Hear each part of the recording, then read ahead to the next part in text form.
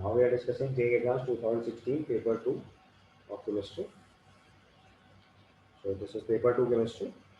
सबसे पहले question number 19 देखिए. इसके बाद for the following electrochemical cell and आपको ई सेल गिवन है, ratio of M2 plus by M4 plus x plus लिखा हुआ है, ई नॉट वैल्यूज गिवन है, आपको फाइनली एक्स की वैल्यू रिपोर्ट करनी है.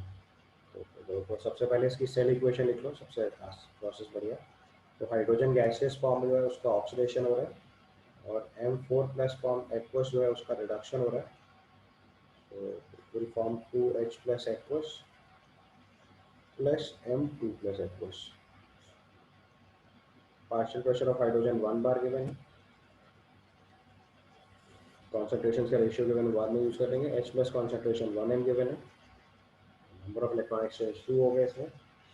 Q की वैल्यू लिखेंगे तो it comes out to be M2 plus by M4 plus, बाकी दोनों वैल्यूज 1 है तो इसे लिखने की जरूरत नहीं है. ये वैल्यू आपको 10 to the power x given है. लास्ट इक्वेशन लगा दो, E cell equal to E naught cell minus 0.059 बार. तो आपको 0.059 गिवन है क्वेश्चन के हिसाब से, तो बस उतना ही लिख लो. 0.059 by 2 log of 10 to the power x. देखिए ई सेल अपने क्वेश्चन में गिवन है 0.092. ई नॉट सेल लिखेंगे तो E naught RHS minus RHS लिखेंगे. हाइड्रोजन सेल का ऑक्सीडेशन हुआ है, M+ का रिडक्शन हुआ है, तो स्टैंडर्ड हाइड्रोजन का इलेक्ट्रोड पोटेंशियल 0 होता है. तो this is 0.051 minus 0.059 by 2 log of 10 to the power x. यहाँ से सॉल्व करके आपको x निकालना है. ठीक है, तो इसको थोड़ा सिंप्लीफाई करेंगे तो ये वैल्यू हमारे पास आ जाएगी log of 10 to the power x. हम सीधे x लिख सकते हैं सॉल्व करके. ये वैल्यू हो गई x is equal to 0.151 minus 0.092 divided by 0.059 into 2. ये आपकी वैल्यू ऑफ x हो जाएगी. इसको आप सॉल्व करके देख लीजिए एक बार.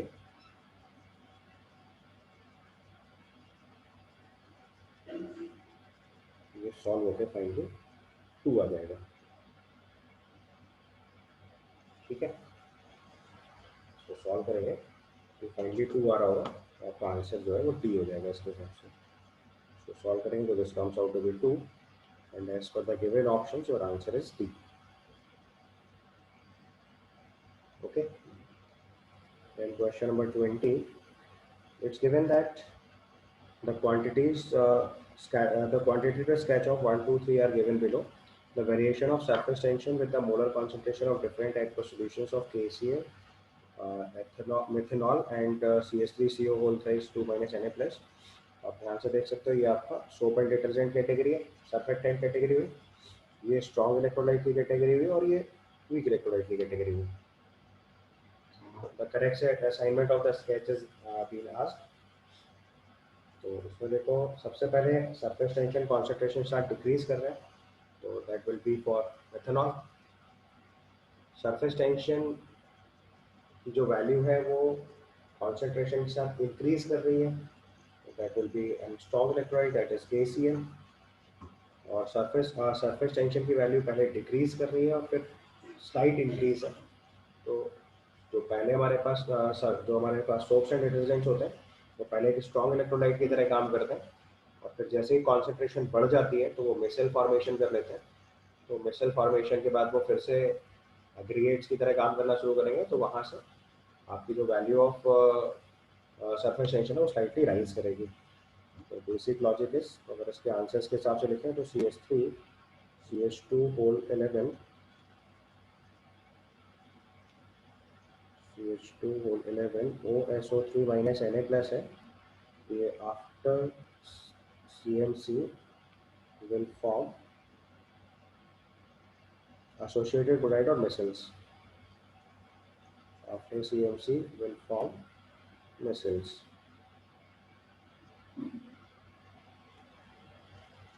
After CMC it will form micelles. तो micelle formation जब भी होगा तो उससे क्या होगा,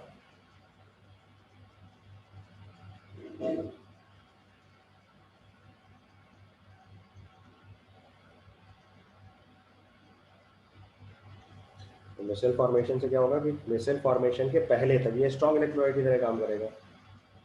तो below CMC it acts as strong electrolyte.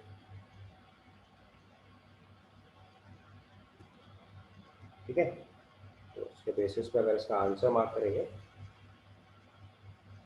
तो आंसर बन जाएगा, फर्स्ट प्लॉट हो जाएगा वीक इलेक्ट्रोलाइट के लिए, that is methanol. Second plot strong electrolyte के लिए, that is KCl। And third plot for CMC, क्योंकि डिक्रीज एंड सर इंक्रीज। जब स्ट्रॉन्ग इलेक्ट्रोलाइट के लिए इंक्रीज कर रहा है तो इसके लिए भी इंक्रीज करना चाहिए, सोप्स एंड जो डिटर्जेंट थर्ड वाली। आप लोगों ने फिजिक्स में पढ़ा होगा कि हम सोप्स एंड डिटर्जेंट्स को जब वाटर में ऐड करते हैं तो उसका बेसिक फंक्शन क्या होता है, सरफेस टेंशन डिक्रीज कराता है। CH3 whole twice CH2 whole twice 2 O minus SO3 minus Na plus का जो फॉर्म है वो एक्चुअली में सोप्स की कैटेगरी है। तो सोप्स को वाटर में ऐड करने से जो KCl है वो सॉल्युबल सब्सटेंस होता है, तो उसका केस अलग तरीके से ट्रीट होगा, सरफेस टेंशन में बहुत माइनर इंक्रीज आएगा। CH3COH में स्ट्रॉन्ग हाइड्रोजन बॉन्डिंग होने की वजह से स्लाइट डिक्रीज आएगा। बट जो CH3 CH2 whole twice O minus SO3 minus Na plus जो है ये सोप्स की कैटेगरी है। आप लोगों ने फिजिक्स में अलग से सरफेस टेंशन में चीज़ पढ़ी होगी कि सोप का सोल्यूशन जो होता है उसका सरफेस टेंशन वाटर के रिस्पेक्ट में कम हो जाता है। तो जब तक इसका फंक्शन सोप वाला रहेगा तब तक डिक्रीज है, इसलिए देखो सिग्निफिकेंट डिक्रीज दिखाया गया। तो this is a category of soaps and. Hope का फंक्शन तो सर मिसल फॉर्मेशन के बाद आएगा। नहीं नहीं नहीं, सोप का फंक्शन तो मिसल फॉर्मेशन के बाद तो वो क्लीनिंग एक्शन शो करता है अपना, बट सोप का जो बेसिक फंक्शन है वो तो सरफेस टेंशन डिक्रीज करना ही है ना। स्टार्टिंग में तो ये सोप सोल्यूशन ही है ना। मिसल फॉर्मेशन के बाद तो उसका सोप फंक्शन खत्म हो गया, क्योंकि उसके बाद तो उसने जो डर्ट या जो भी सब्सटेंस था वो खत्म कर दिया या वहां से रिमूव कर लिया, तो वो तो फिर वाटर में आ जाएगा मूव करके। मतलब जब तक ये सोप रहेगा तब मतलब तो। जो हाईली सोल्यूबल होगा वो सरफेस टेंशन बढ़ा देगा। सोप के केस में ऐसा ही होता है। सर एक बार सरफेस टेंशन का रिलेशन बता दीजिए किससे होता है। सोप के साथ सोल्यूशन होता है, तो सिंपल फैक्ट बेस्ड नॉलेज है आपकी फिजिक्स में, आपने पढ़ा होगा कि सोप्स एंड डिटर्जेंट्स को अगर हम वाटर में डालते हैं तो उसका सरफेस टेंशन डिक्रीज कर जाता है। With that fact we are writing, तो जब तक सोप वाला फंक्शन रहेगा तब तक डिक्रीज होगा, जब कोलाइडल फॉर्म बन जाएगी तो उसका सोप फंक्शन डिक्रीज खत्म हो गया, तो स्लाइट इंक्रीज हो जाएगी नॉर्मल कैटेगरी फिर। तो इस केस में इसका आंसर जो लिखेंगे वो डी लिख देंगे।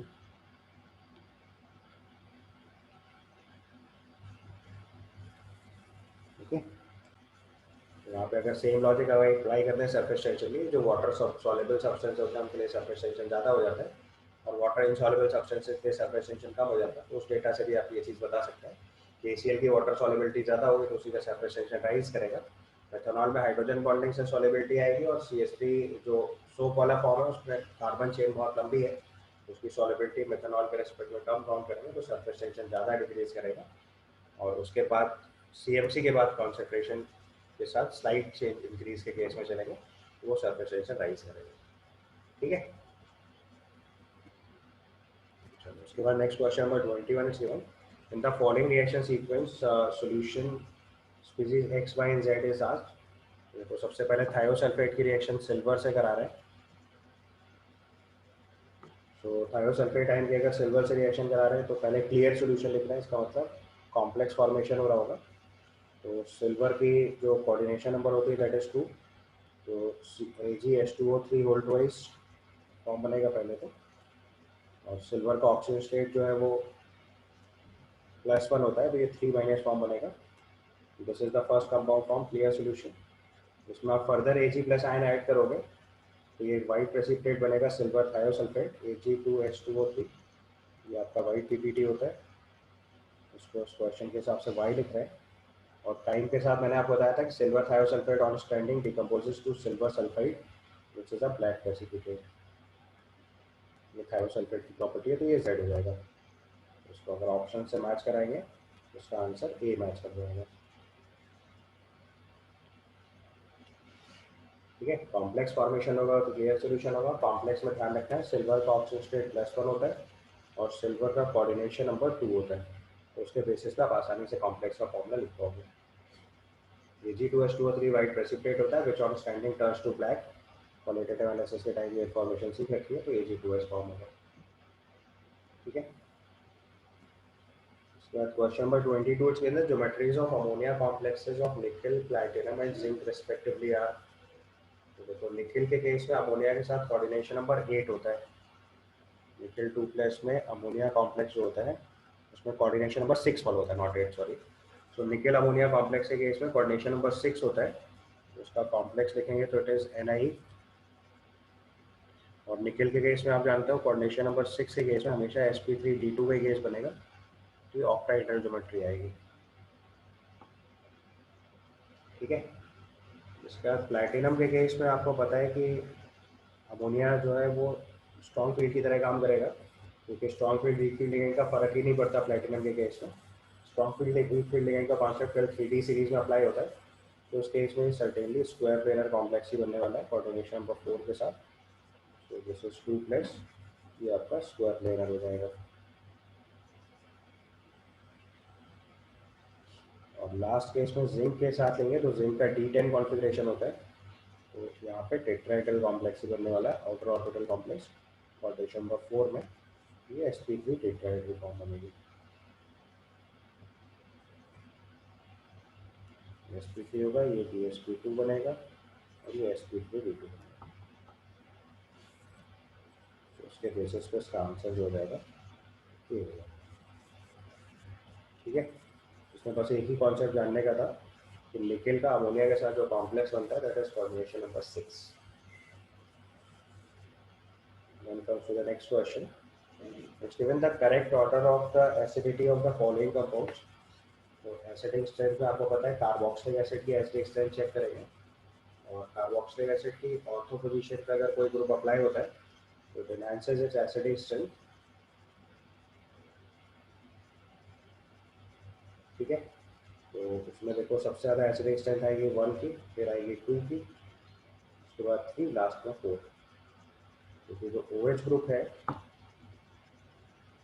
ये पोजीशन नंबर 1 पे SiR इफेक्ट क्रिएट करेगा।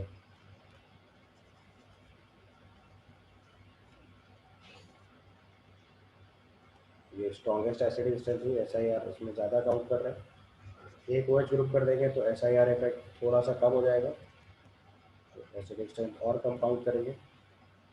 इसके बाद पोजीशन नंबर इसमें अगर COH के साथ OH ग्रुप यहाँ पे हम लगाएंगे तो यहाँ पे इसका -I कैरेक्टर काम करेगा, +N कैरेक्टर नहीं काम करता मेटा पोजीशन से। और जब पैरा पोजीशन पे OH लगाएंगे तो यहाँ पे इसका इफेक्ट काम करेगा +N। आपको पता है कार्बोक्सिलिक एसिड में -I ग्रुप लगाने से एसिडिक स्ट्रेंथ बढ़ती है और +M कैरेक्टर लाने से एसिडिक स्ट्रेंथ कम हो जाती है, तो ऑर्डर ऑफ एसिडिक स्ट्रेंथ ये बन जाएगा आपके लिए। ठीक है। ऑप्शन से फिट करोगे तो इसका आंसर जो है ये आ जाएगा।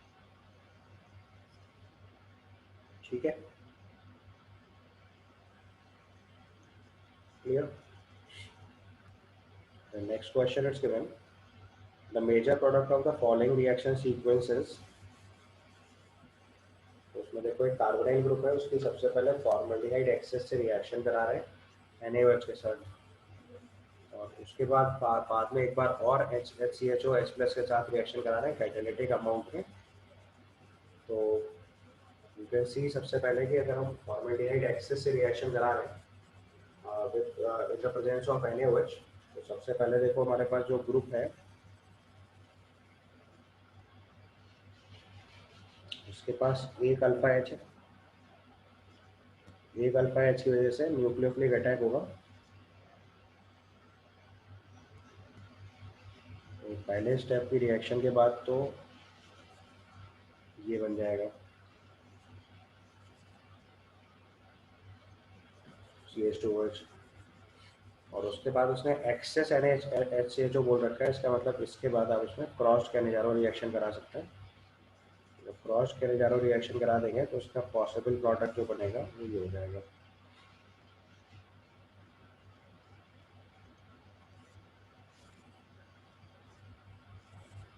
This is the possible form. और उसके बाद इसकी रिएक्शन दोबारा फॉर्मल्डिहाइड से करा रहे हैं इन प्रेजेंस ऑफ H+ कैटलिस्ट।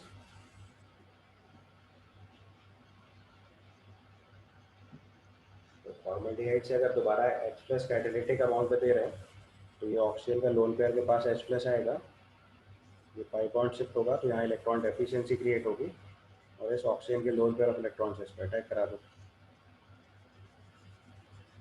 समझ आया?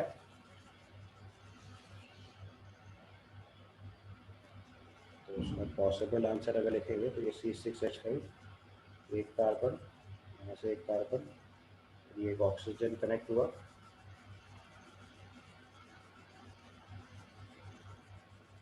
ये OCH2OH यानी कि हेमी एसिटल फॉर्मेशन हुआ। उसके बाद यहाँ से एक कार्बन, इसके पास 2 CH3 और फिर एक CH2OH। अब ये कैटालिटिक अमाउंट ऑफ H+ है तो इसका मतलब इस पर एक और बार एसिटल फॉर्मेशन हो सकता है। ठीक है, तो एक और बार इधर से अटैक होकर ये OH2+ ड्रिप कर जाएगा, उसका पॉसिबल फॉर्मेशन एसिटल फॉर्मेशन लिख देंगे। दिस वन, एक ग्रुप, यहाँ से 2 मिथाइल ग्रुप, यहाँ से एक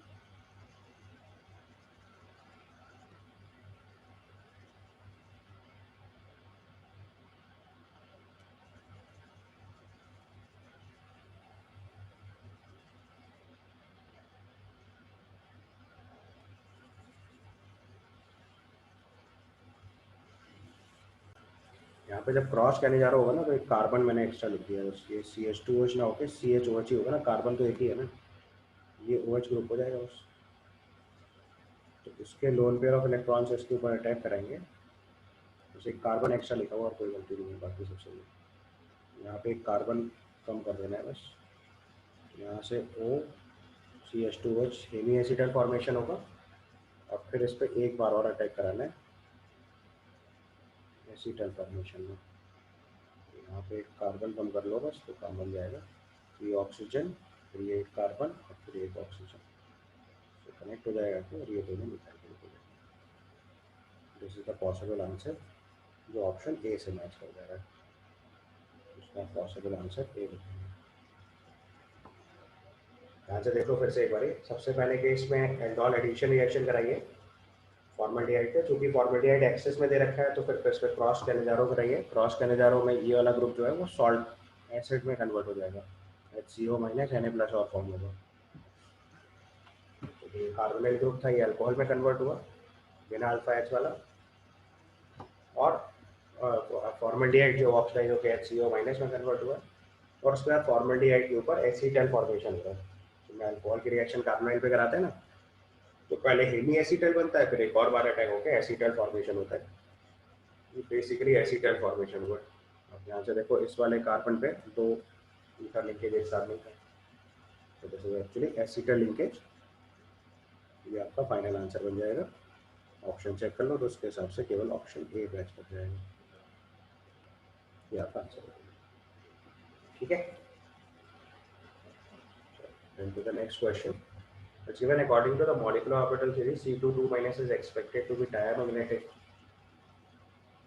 मॉलिक्यूलर ऑर्बिटल डायग्राम वाले कॉन्फ़िगरेशन लिखते जाओ, तो C2 2- का कॉन्फ़िगरेशन नाइट्रोजन तरह बन जाएगा, sigma 1s2, sigma anti bonding 1s2, sigma 2s2, sigma anti bonding 2s2, पाई 2p(x2), पाई 2p/2, सिग्मा 2p(z2), ये फॉर्म बनेगी, ये डायमैग्नेटिक हो गया।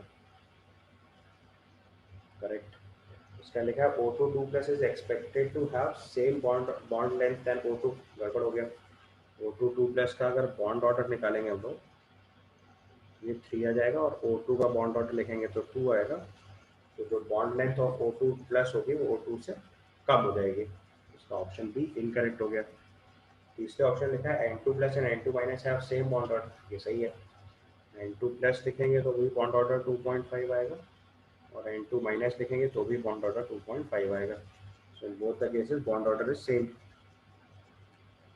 ठीक है, the last option is given He2+ have the same energy as 2 isolated He atoms, ये भी गड़बड़ हो रहा है। अगर He2+ लिखेंगे तो उसके बाद कॉन्फ़िगरेशन हुआ sigma 1s2, sigma anti bonding 1s1, total 3 electron हो गए। हीलियम पर 2 इलेक्ट्रॉन होते हैं, तो हीलियम पर 4 इलेक्ट्रॉन हो गए, एक प्लस से 3 इलेक्ट्रॉन, उसका बॉन्ड ऑर्डर लिखेंगे तो ये 0.5 आ जाएगा, इसका मतलब ये बॉन्डेड सिस्टम हुआ, ये 2 आइसोलेटेड हीलियम एटम्स तरह नहीं काम करेगा। अगर बॉन्ड ऑर्डर 0 आ जाता तो 2 आइसोलेटेड हीलियम एटम्स की तरह काम कर जाता। इसके करेक्ट ऑप्शन हुए हमारे हिसाब से एक तो बी और एक सी, सॉरी बी और सी, बी तो इनकरेक्ट है। इसका आंसर बना ए एंड सी, राइट। इसका आंसर लिखेंगे तो it comes out to be A and C. Okay, And to the next question is given mixture showing the positive deviation from route law at 35 degree Celsius. तो positive deviation कैसे decide करते हैं? Intermolecular forces. Positive deviation का case अगर लिखेंगे हम लोग तो पॉजिटिव डेविएशन में A and B have higher intermolecular forces.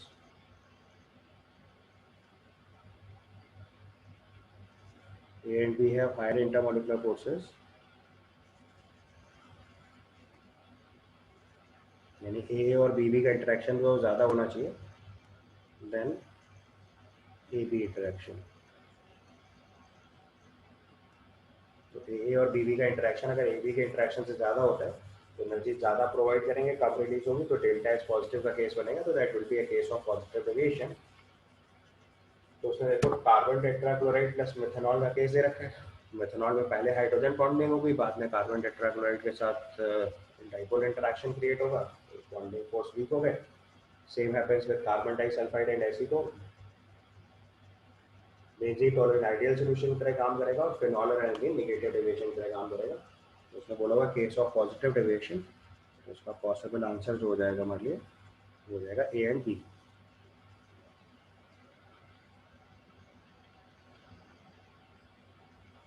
Possible answer will be A and B.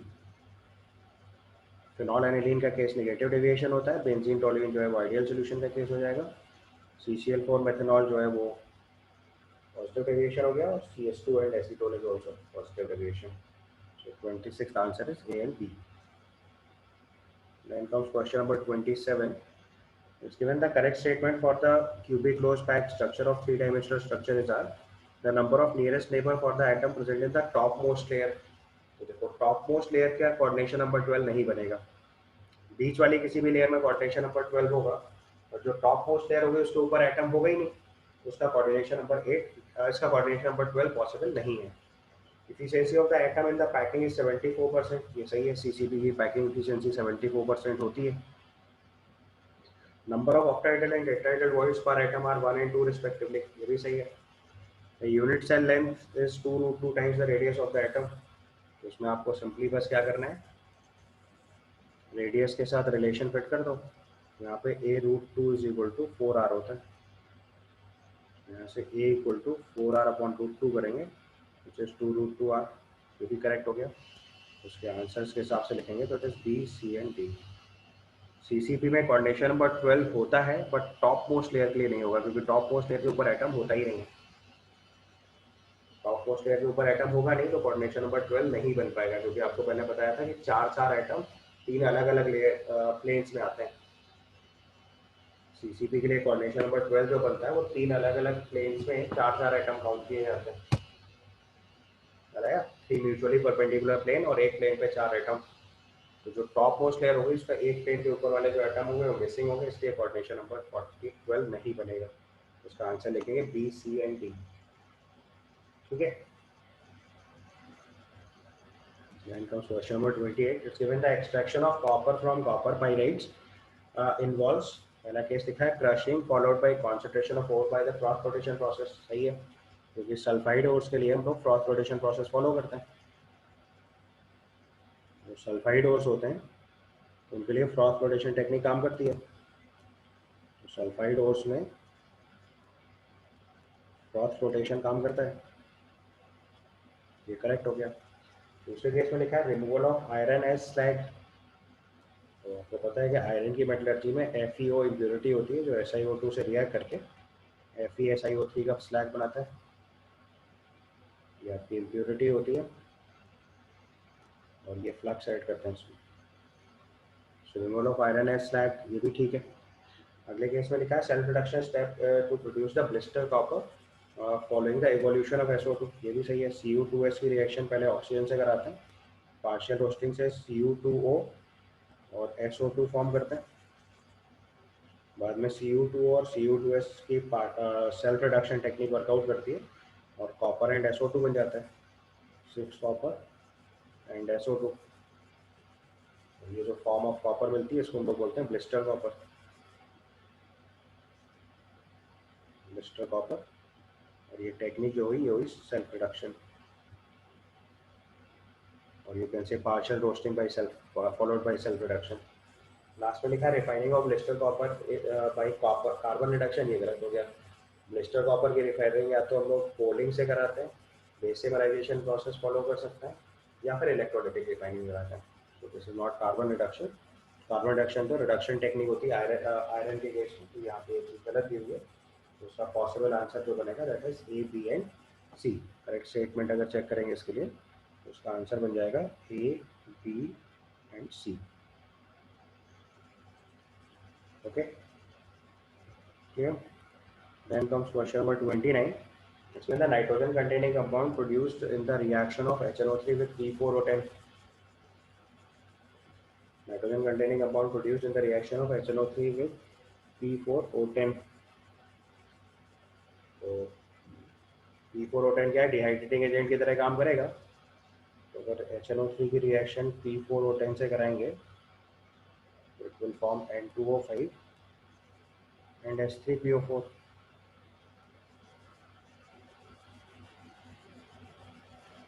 N2O5 and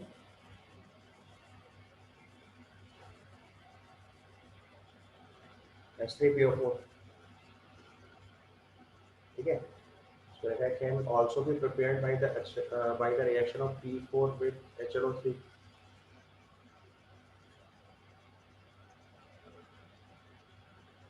अब जो N2O5 है हमारे पास, इसका स्ट्रक्चर ड्रॉ कर लो, ये NON बॉन्ड आ जाएगा इसमें।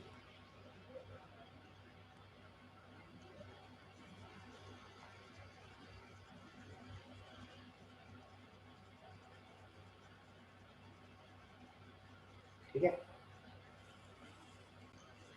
अब अगर देखो P4 की रिएक्शन HNO3 से कराएंगे तो P4 और HNO3 की रिएक्शन से ये H3PO4 बनेगा और NO2 बनेगा। तो पहले केस में लिखा है nitrogen containing compound produce in the reaction of HNO3 N2O5। तो नाइट्रोजन कंटेनिंग कंपाउंड N2O5 है, can also be prepared by the reaction of P4 plus HNO3। ये गलत हो गया, P4 और HNO3 से जो नाइट्रोजन कंटेनिंग कंपाउंड बनता है वो NO2 है, दिस इज नॉट सेम। तो इसका आंसर ए नहीं होगा। इसके बाद N2O5 इज डायमैग्नेटिक, ये सही है। इट कंटेन्स NN बॉन्ड, ये इनकरेक्ट हो गया। Reacts with sodium metal producing a brown gas, ये सही है। सोडियम मेटल फ्यूजिंग एजेंट होता है तो brown colour gas NO2 form हो जाएगी। उसका आंसर अगर हम N2O5 की रिएक्शन सोडियम मेटल से कराएंगे तो ये NO2 बना देगा और NO2 गैस रिलीज कर देगा। यहाँ से जो गैस रिलीज होगी वो हो जाएगी NO2 ब्राउन कलर गैस। और इसका फॉर्म अगर लिखेंगे तो आप NaNO3 लिख सकते हो, सोडियम नाइट्रेट, ये फॉर्म बन जाएगी, ये आपकी ब्राउन कलर गैस है। बिकॉज आपको पता है कि N2O5 is actually with water, it is N2O5 will give you reduction वाला प्रोसेस फॉलो करेंगे तो ये नाइट्रोजन का ऑक्सीजन स्टेट +5 से +4 वाले स्टेट में चला गया और सोडियम मेटल ऑक्सीडाइज होकर +1 ऑक्सीजन स्टेट में आ गया, ऐसे लिख सकते हैं। So brown colour gas will be obtain, ये ठीक है। तो उसका आंसर डी करेक्ट हो जाएगा। उसका ऑप्शन लिखेंगे तो उसका आंसर हो जाएगा statement number B is correct and D is correct. So answer is D and D. Okay. So move to the next question. This is for invert sugar. The correct statement is of course Pascal notation, sucrose, maltose, glucose, fructose, and aqueous solutions are given. First it is when invert sugar is prepared by the acid catalyzed hydrolysis of maltose. Okay. So hydrolysis of maltose will form glucose 2 units. And as both the units are glucose, so it won't be an invert sugar. अगर आपको लिखना है तो you can write it as maltose on hydrolysis produces 2 units of glucose.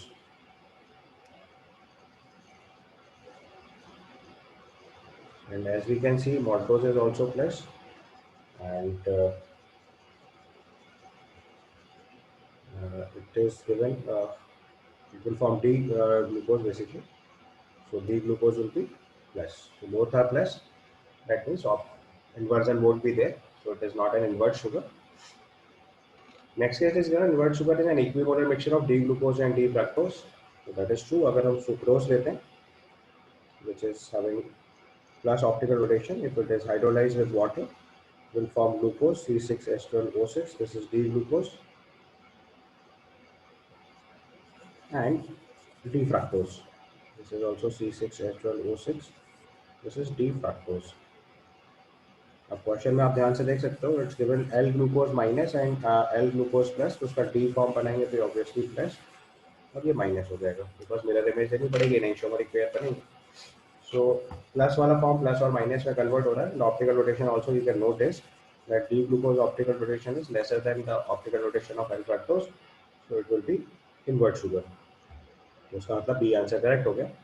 और अगर इसका specific rotation लिखना है तो उसका इनिशियल मोल अगर हम ए लेके चल रहे हैं और कंप्लीट इन्वर्जन हो रहा है तो ये ए और ए बन जा रहा है. सुक्रोज का ऑप्टिकल रोटेशन गिवन है +66.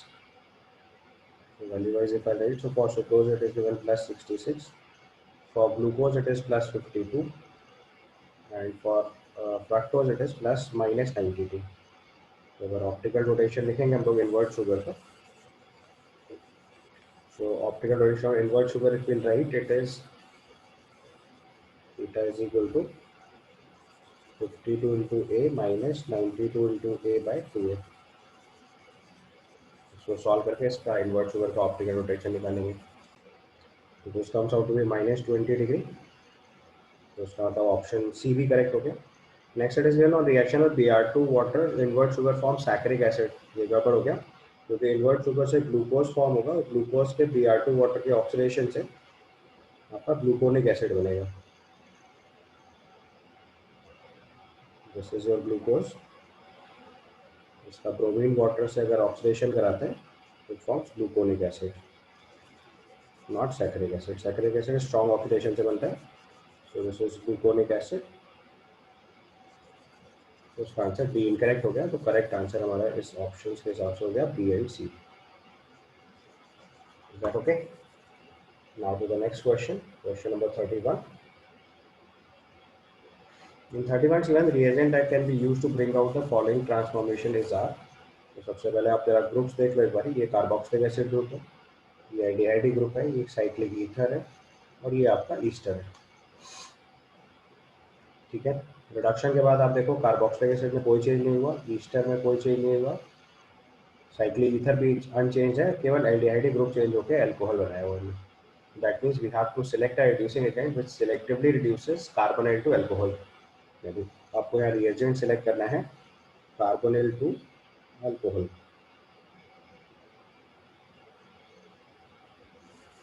सो carbonyl to alcohol if you check तो LiLH4 कैन रिड्यूस ईस्टर. ये ग्रुप खत्म हो गया. BH3 THF if we take, this is also a strong reducing agent, will reduce certainly ester as well as carboxylic acid group. Then we'll take NaBH4 and C2H5O. That is correct. This is the reducing agent which reduces only carbonyl, neither carboxylic acid nor ester. And then if you take Rane nickel and THF, Rane nickel with hydrogen and THF, this will also reduce only aldehyde group to ketonic group. So answer for this question becomes C and D. यहाँ ध्यान से देखना है कि हम लोगों ने जो निकल हाइड्रोजन ले रखा है वो THF के साथ दे रखा है which is polar aprotic solvent. तो उससे रिएक्टिविटी और निकल हाइड्रोजन रिडक्शन कम कर दिया है. So this selectively reduces carbonyl group to alcohol. So answer for this question will be C and D. Okay. Now to the next question, because हमने carbonyl to alcohol check करना है. Now to the next question, among the following reaction which will give the tertiary butyl benzene as the major product. One by one check करोगे. सबसे पहले NaOC2H5 की reaction अगर option A से कराएंगे तो उसमें देखो ये हमारे पास टर्शरी एल्काइल हैलाइड है. इसकी रिएक्शन अगर NaOC2H5 से होगा तो it will undergo elimination and this alkene will form and this won't further react with benzene, so this won't give you the product. Option B if I try तो इसकी reaction एनाइट्रस AlCl3 से होगी. So first it will form this carbobutane which will rearrange to a more stable carbobutane, this one, and when it will react with benzene it will give you tertiary butyl benzene as the final answer. तो ये आपका देखो tertiary butyl benzene आपका final answer बन जा रहा है. That means B is the correct option. So option C if we try, so this is an alkene to which it will give H plus. This will also form this carbobutane which on reaction with benzene undergoes electrophilic aromatic substitution and finally it will form tertiary butyl benzene. And in the last case also, if you take a BF3OET, so that is also an electrophile. तो BF3 acts as an electrophile, OH2 plus remove कर जाएगा, ये carbocation बनेगा, फिर ये rearrange होकर more stable carbocation में convert होगा और फिर बेंजीन से इलेक्ट्रोफिलिक एरोमेटिक सब्स्टिट्यूशन होने से टर्शियरी ब्यूटाइल बेंजीन यहाँ भी फाइनल प्रोडक्ट बन जाएगा. So your answer possible is B, C and D. Option A बस वर्कआउट नहीं करेगा, ए में एलिमिनेशन हो जाएगा. Except A, all other will lead to the formation of tertiary butyl benzene. So your final answer becomes B, C and D. Answer is B, C and D. Clear? Now to the next question. This is a paragraph based question. In this it is given thermal decomposition of the reaction X2 to X to 98 Kelvin takes place according to the following equation. The standard Gibbs energy for this reaction is positive. This is a point which you have to notice. Delta G naught अगर positive है तो हम यहाँ से अगर relation लिखेंगे delta G naught is equal to minus RT ln of K equilibrium. You can say K equilibrium will be certainly greater than 1. Because once K equilibrium greater than 1, sorry, not K equilibrium greater than 1, K equilibrium less than 1. जब K equilibrium less than 1 होगा तो इससे पता चलेगा कि ln of K equilibrium जो है वो नेगेटिव आएगा. अगर ln of K equilibrium negative आएगा तभी डेल्टा जी नॉट पॉजिटिव बनेगा. तो इससे कंफर्म पता चलता है इक्विलिब्रियम कांस्टेंट की वैल्यू इस रिएक्शन के लिए लेस देन 1 बनेगी, क्योंकि अगर ग्रेटर देन 1 होगी तो ln of K equilibrium positive हो जाएगा, तो delta G not value negative आएगी. So this one information. After that, even at the start of the reaction, there is 1 mole of X2 and no mole of X. The reaction proceeds. The number of moles of X formed will given by beta. Thus, the beta equilibrium is the number of moles of X formed at equilibrium. The reaction is carried out at a constant total pressure of 2 bar. Consider gaseous behavior. सबसे पहले आपको equilibrium constant निकालना है in terms of beta equilibrium. तो देखो अगर equation के angle से लिखे तो हमारे पास equation जो given है that is X2 gives 2x. हमारे पास इक्वेशन है X2 gives 2x gaseous. इसके स्टार्टिंग में हमारे पास 1 मोल गिवन है और ये 0 है. रिएक्शन प्रोसीड करेगी तो 1 माइनस एक्स लिखेंगे, ये 2x लिखेंगे. As per the question given जो इक्विलिब्रियम स्टेट है, एट इक्विलिब्रियम जो हमारा 2x है that is given to beta equilibrium. So 2x is equal to beta equilibrium which simply means beta equilibrium by 2 will be x. तो हम यहाँ से इसका Kp लिखेंगे. If we write the Kp, it is partial pressure of x into total pressure, like that we have to write. So it is nothing but partial pressure of x square upon partial pressure of x2.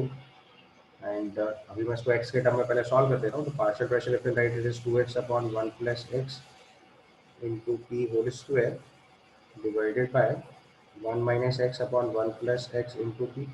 This we have to solve. ठीक है, इसको simplify करेंगे तो ये आ जाएगा 4x square p upon 1 minus x square. Okay, अब simplify करके x या बीटा इक्विलिब्रियम पुट कर देते हैं. तो kp की जगह वैल्यू आ जाएगी 4 times beta equilibrium square by 4 into total pressure is given 2 bar divided by 1 minus beta equilibrium square by 4. इसको सिंप्लीफाई कर लो. So it becomes 8 beta equilibrium square upon 4 minus beta equilibrium square. ये आपका final answer आएगा. So 8 beta equilibrium square upon 4 minus beta equilibrium square will be the Kp. So for this question your answer must be B. Option देख लो, 8 beta equilibrium square upon 4 minus beta equilibrium square. So answer becomes B. Okay, सीधा question था, straightforward calculation है. Next question is given. The incorrect statement above among the following reaction is it's given decrease in the total pressure will result in the formation of more number of moles in the reaction X. So you can see that this reaction जो आपको given है that is given to you X2 gaseous gives 2x gaseous. So इस reaction का delta n जो है वो positive है. For this reaction delta n is positive. So if you increase pressure तो ये इक्विलिब्रियम बैकवर्ड शिफ्ट होगा और इसका उल्टा अगर प्रेशर डिक्रीज करेंगे तो फॉरवर्ड शिफ्ट होगा. So it's given decrease in total pressure will result in the formation of more moles of x. तो एकदम करेक्ट है. इसका उल्टा केस ले लो, अगर प्रेशर डिक्रीज करेंगे तो फॉरवर्ड शिफ्ट आएगी, नंबर ऑफ मोल्स इंक्रीज की डायरेक्शन में जाएंगे. प्रेशर चेंज करने से equilibrium shifts in that direction where number of moles are changing, मतलब अगर प्रेशर इंक्रीज करेंगे तो नंबर ऑफ मोल्स कम के डायरेक्शन में चले जाओ, प्रेशर डिक्रीज करेंगे तो नंबर ऑफ मोल्स मोर के डायरेक्शन में शिफ्ट हो जाओ। तो ऑप्शन ए करेक्ट हो गया। Option B is given at the start of the reaction dissociation of X2 takes place spontaneously. The start of the reaction dissociation of the reaction X2 takes place spontaneously. उसमें confuse नहीं होना है क्योंकि बहुत सारे लोग इस क्वेश्चन में कंफ्यूज जाते हैं। इसमें देखो पहला डेटा गिवन है हमारे पास that delta G naught is positive. Delta G not positive से कुछ भी नहीं पता चलता है क्योंकि रिएक्शन की स्पॉन्टेनिटी डेल्टा जी नेगेटिव से डिसाइड होती है। और आपको स्टार्टिंग में दे रखा है कि X2 डिकम्पोज होकर X बन रहा है, इसका मतलब थर्मोडायनेमिकली फीजिबल प्रोसेस है। So at the start of the reaction dissociation of X2 takes place spontaneously, ठीक स्टेटमेंट है। लास्ट डी ऑप्शन आप आसानी से चेक कर सकते हो, इक्विलिब्रियम कांस्टेंट लेस देन 1, वो मैंने पहले ही स्टेप पे डिसाइड करा दिया था because delta G naught is positive, तो equilibrium constant will be certainly less than 1। अब क्वेश्चन में ध्यान से देखो, इनकरेक्ट स्टेटमेंट मार्क करना है तो ऑप्शन सी बच रहा है, बस इसी को चेक कर लेना है। तो अगर बीटा इक्विलिब्रियम की वैल्यू 0.7 है तो हम लोग के इक्विलिब्रियम देखो पहले ही निकाल चुके हैं। तो अगर के पी की जगह पे हम लोग बीटा इक्विलिब्रियम की वैल्यू पुट करते हैं 0.7, सो it becomes 8 into 0.7 square divided by 4 minus 0.7 square, and 0.7 square is 0.49. So this becomes 8 into 0.49 upon 4 minus 0.49. So this value becomes minus 8 into 0.49 by 0.09. Right? Is that clear? No, not so. 0.5. Not this. This is becomes 3.5 something, right? You can write 3.51. This will be the value. And if you calculate, so you can easily see that this value will be certainly greater than 1. You can simply check the value. This value becomes certainly greater than 1. So this is greater than 1. यहाँ से आपको पता चल रहा है KP greater than 1, जबकि हमें पता है कि रिजल्ट के हिसाब से KP less than 1 है. So not matches with the result. अगर KP greater than 1 आ गया तो इसका मतलब उस रिएक्शन का डेल्टा G नॉट जो है वो नेगेटिव आ जाएगा. This is not true. क्योंकि क्वेश्चन में पहले ही दिया हुआ है डेल्टा G नॉट पॉजिटिव है. So if it is not true, that means option C will be the answer. दूसरे तरीके से भी कर सकते थे कि KP की वैल्यू का एक्सप्रेशन निकाला था, उससे बीटा इक्वल की वैल्यू कैलकुलेट करके निकालते हैं, but that becomes little lengthy, तो हमने सीधे आंसर डिसाइड कर लिया, इट इज आंसर सी. इसका कंफ्यूजिंग ऑप्शन बी था, उससे कंफ्यूज नहीं होना है. बी के केस में आपको लिखा है स्टार्टिंग में स्पॉन्टेनियस है तो ये पॉसिबल है because delta G not positive given है, डेल्टा जी के बारे में कुछ भी क्लू नहीं है. So you can't directly say about option B, but option C certainly wrong है क्योंकि गिवन इन्फॉर्मेशन के हिसाब से सी ऑप्शन नहीं हो सकता. डी करेक्ट है, ए करेक्ट है, बी और सी में कंफ्यूजन है, सी मैंने वेरीफाई कर लिया. बी के केस में भी कंफ्यूज नहीं होना है क्योंकि कई लोग यहाँ पे कंफ्यूज हुए, डेल्टा जी नॉट पॉजिटिव देख के लगता है कि प्रोसेस नॉन स्पॉन्टेनियस हो जाएगा, ऐसा नहीं है. स्पॉन्टेनिटी डिसाइड करने के लिए हमको डेल्टा जी नॉट की वैल्यू नहीं देखनी होती है, डेल्टा जी की वैल्यू देखनी होती है. Clear? Now to the next question. It's given on treatment of O with KMnO4 H plus gave P, and on heating with ammonia gives Q. Q on reaction with Br2NaOH produces R. On strong heating Q and gave S. Which of the further treatment with 2-ethyl 2-bromopropionate in presence of KS followed by acidification gives a compound T. तो देखो 1 by 1 जैसा दिया है वैसे वैसे करते जाओ तो आपको तो आइडिया आता जाएगा. सबसे पहले हमारे पास एक कंपाउंड O है जिसका हमने ऑक्सीडेशन कराया हुआ है KMnO4 के साथ. आप जानते हैं KMnO4 के साथ अगर हम कोई भी कार्बन चेन का ऑक्सीडेशन करते हैं तो बेंजीन से कनेक्टेड कार्बन चेन के पास अगर अल्फा H होता है तो that complete group converts to carboxylic acid group. तो अगर हम इसको KMnO4 H प्लस से रिएक्शन कराएंगे तो इससे जो हमारा प्रोडक्ट बनेगा that will B this phthalic acid. तो दिस इज द प्रोडक्ट. उसके बाद उसने बोला हुआ है that P on heating with ammonia gives Q. तो P की अगर रिएक्शन अमोनिया से कराएंगे तो ये अमाइड फॉर्मेशन होगा. अमोनिया के साथ हीट करेंगे it will form Q, and that is given the compound Q on treatment with Br2NaOH produces R,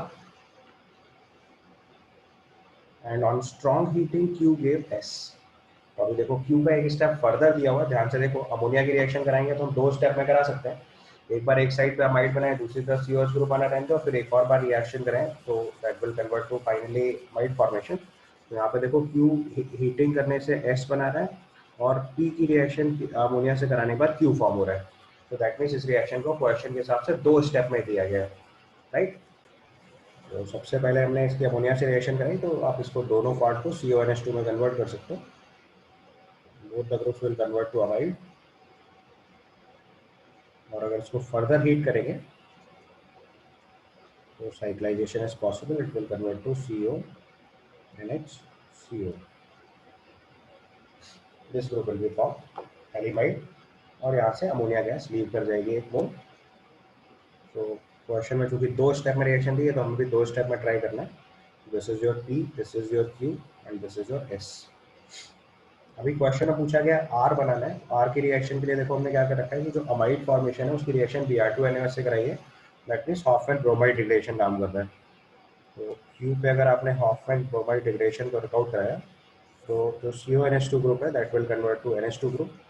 तो उसकी रिएक्शन Br2NaOH से कराना है, तो this is Hofmann bromide degradation and this will give you CONH2 group will convert to NH2 और 2 ortho position पे NH2 group आ जाएंगे। तो क्वेश्चन नंबर 35 में आपसे पूछा गया था कंपाउंड R इज, तो उसका आंसर A हो जाएगा। Is that okay? Next part में उसने बोला हुआ है कि जो S फॉर्म हुआ है उसका फर्दर ट्रीटमेंट कर रहे हैं इथाइल 2-ब्रोमोप्रोपियोनेट से and then in presence of KOH and then followed by acidification आपको T बनाना है। तो मैंने सबसे पहले S से स्टार्ट करना है अपनी रिएक्शन। तो T बनाने के लिए S जो है वो हमने थैलीमाइड डिसाइड किया हुआ है, ये आपका S है और इसकी रिएक्शन करानी है हमको इथाइल 2-ब्रोमोप्रोपियोनेट से। तो इथाइल 2-ब्रोमोप्रोपियोनेट से इसका रिएक्शन कराना है। तो ये देखो न्यूक्लियोफिलिक साइट है, ये इस पर अटैक करेगा और यहाँ से Br ग्रुप लीव करा देंगे। ठीक है, मीडियम बेसिक किया हुआ है तो NH ग्रुप का H+ आसानी से निकाल लेंगे। मीडियम एल्कलाइन दे रखा है तो दैट इज ऑल्सो हेल्पफुल। तो नाइट्रोजन का H+ निकाल के नाइट्रोजन के लोन पेयर से अटैक कराएंगे। तो this become C6H5 C double bond O C double bond O N CH CH3 C double bond O O C2H5 और फॉलोड बाय इसकी हाइड्रोलिसिस दे रखी है, एसिडिक मीडियम हाइड्रोलिसिस है। So even followed by acidification, that means hydrolysis basically. तो acidic medium hydrolysis कराएंगे तो आप group hydrolyse करना स्टार्ट करो। तो इधर वाली साइड में हमारे पास थैलिक एसिड वापस मिलेगा,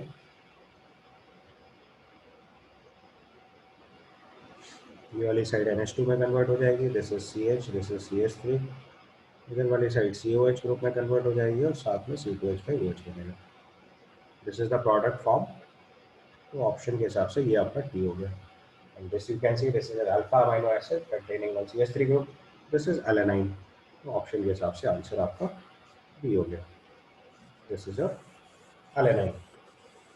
समझ आया? सिंपली हाइड्रोलिसिस कराई गई है, so it will lead to formation of alanine, which is an amino acid. In the question it's given that combination followed by saturation forms compound T. T आपका confirm हो गया. This is alanine. So this completes our paper and we'll stop here.